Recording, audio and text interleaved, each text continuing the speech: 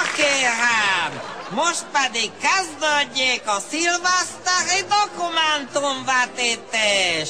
A második évezred legrémületesebb embertörténeti része lesz ez visszamenőleg.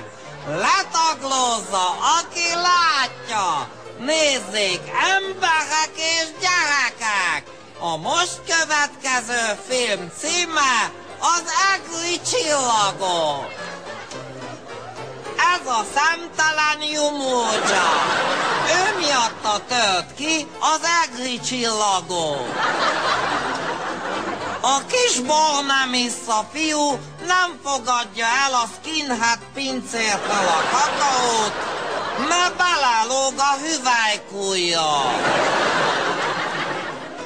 A sarokban látható ember rémülten vette észre, hogy ők a törökök.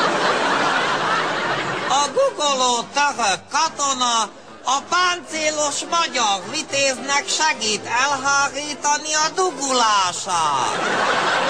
Végre megjöttél, mondta az egri nő a török kollégájának. A török harcos azt mutatja, hogy 10 éve várt erre a pillanatra. Ezen a képen orvosságot kapnak az agyműtéten átesett török emberek.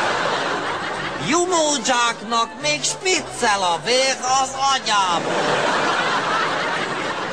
A 10 éve börtönben sínlődő török katona unalmában azt játsza, hogy a metrón kapaszkodik.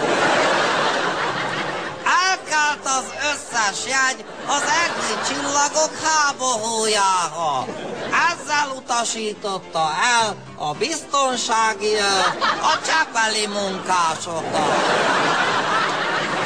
Ez a gyerek meg nem normális.